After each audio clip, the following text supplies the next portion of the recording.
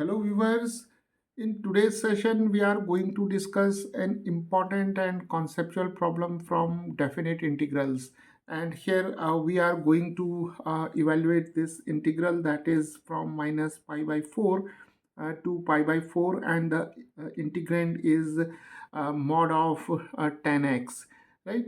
So let us start, and here we'll make use of some important concepts to find out the value of this integral. And the first one is to make use of an important property of definite integrals, and then we'll see the definition of mod function, and then we'll simplify a mod of 10x using the concept of sign convention of trigonometric functions in four quadrants. So let us start. So let us call this integral as I. Now the first step is to make use of this property of definite integrals, that is integral from minus a to a. F of x dx is equal to 2 times the integral 0 to a f of x dx, provided this function f of x is an even function, right? So a function f of x is said to be an even function if f of minus x is equal to f of x. So if we now compare this integral with the given integral, then we can see that the value of a is pi by 4, and the integrand, that is f of x, is a mod of tangent of x, right? So now if we replace this x by minus x, then we can see that f of minus x is equal to a mod of tangent of minus x, right? And from trigonometry we know that tan of minus x is equal to negative of 10x.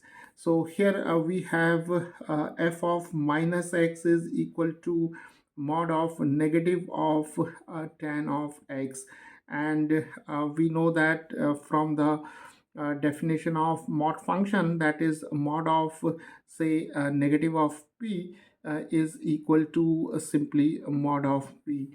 So here we have mod of tan x, and mod of 10x is f of x. So we have arrived at this conclusion that when we replace this x by minus x in this function, then the function remains the same, that is, it is unchanged. So we can claim that our function, that is mod of tan x, is an even function, right? So we can now apply this property to this integral. So we can now write I is equal to 2 times the integral 0 to a. So we have 0 to pi by 4, and here we have mod of tan x and dx. So now let us make use of the definition of mod function. Now see, we know that mod of say p is equal to a positive p whenever p is greater than 0, and mod of p is 0 when p is equal to 0, and mod of p is equal to negative p whenever p is less than 0. So here we can see that the limits of integration vary from 0 to pi by 4, right? And if we see the quadrants, that is the four quadrants, so here we have 0, here we have pi by 2, here we have pi, then we have 3 pi by 2, and here we have 2 pi. So we have the four quadrants, and from trigonometry we know that in the first quadrant all the trigonometric functions are positive. So here the limits of integration vary from 0 to pi by 4. So it means we have to confine ourselves to the first quadrant only. So this tangent of x is a positive quantity in the first quadrant, because here x varies from 0 to pi by 4, and this interval, that is 0 to pi by 4, it falls in the first quadrant, and in the first quadrant all the trigonometric functions are positive, so tangent of x is also positive. So now we can make use of this part of the definition of mod function, that is mod of tangent of x is equal to positive tangent of x whenever tan x is greater than 0, and we have already seen that tangent of x is positive or greater than 0 when x belongs to the interval that is 0 to pi by 4, right? So we can now replace a mod of tangent of x by positive tan x in this integral. So we can now write I is equal to 2 times the integral from 0 to pi by 4, and here we have positive tangent of x dx. Now from the standard results in indefinite integral, we know that the integral of tangent of x is given by a natural log of secant x, right? So we have 2 times, and the integral of tangent of x is natural log of secant of x, and the limits of integration are from 0 to pi by 4. So now we can substitute the limits, and we can take the difference.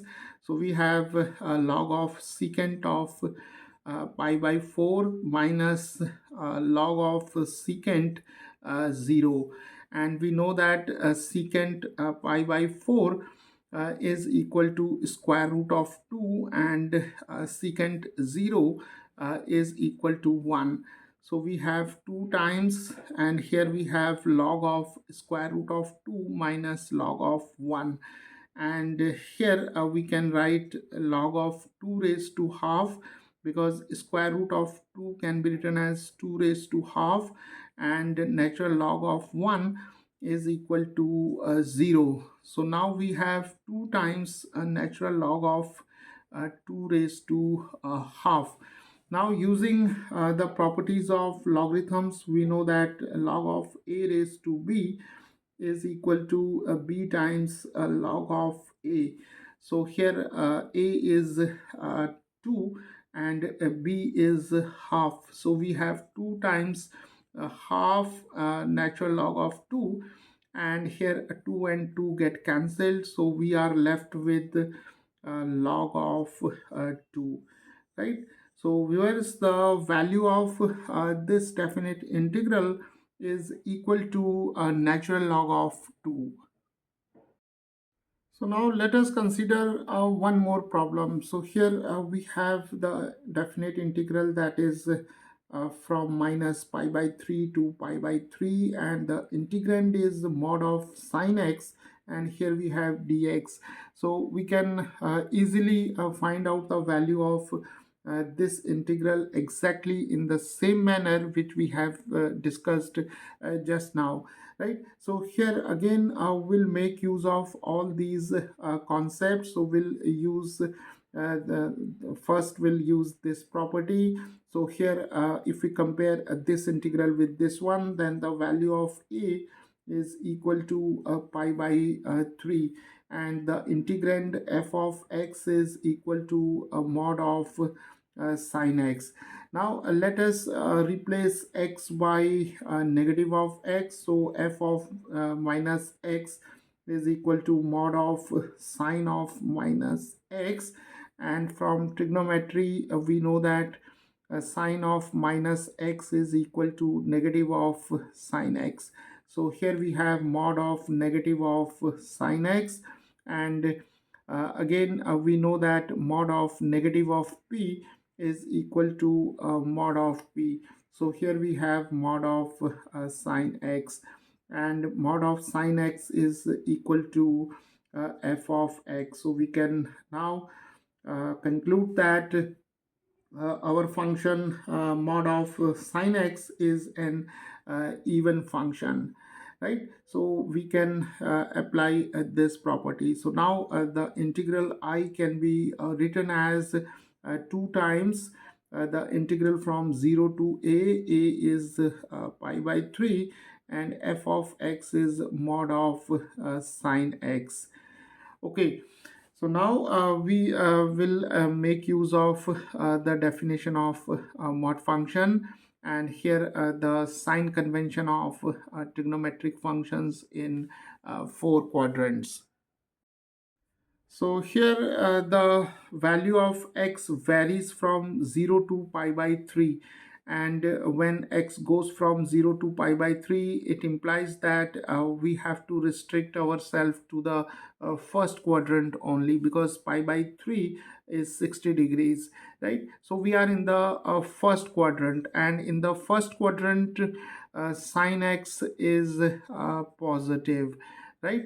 So we can now write mod of sin x is equal to positive sin x, because sin of x is greater than 0 in the interval that is from 0 to pi by 3, right? So we can now write this integral as 2 times integral from 0 to pi by 3, and here we have positive sin x.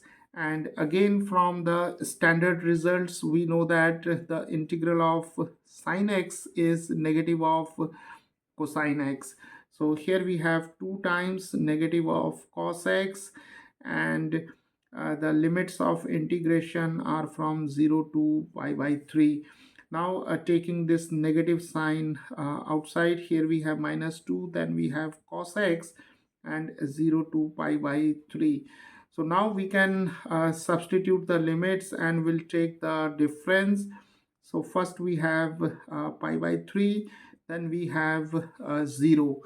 So now we know that cos 60 degrees, that is cos pi by 3, is equal to half, and cosine 0 is equal to 1.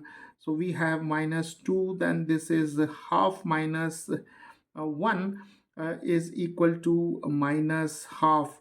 So here negative and negative, when multiplied together, it becomes positive, and 2 and 2 get cancelled, right? So we have here a positive 1.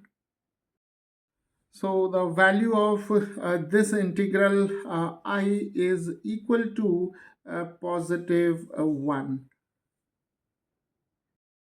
So viewers, this is how, by the application of this property of definite integrals and the definition of even function, and then by the definition of mod function, and then finally the sign convention of trigonometric functions in 4 quadrants, these concepts are very useful in evaluating these kind of integrals.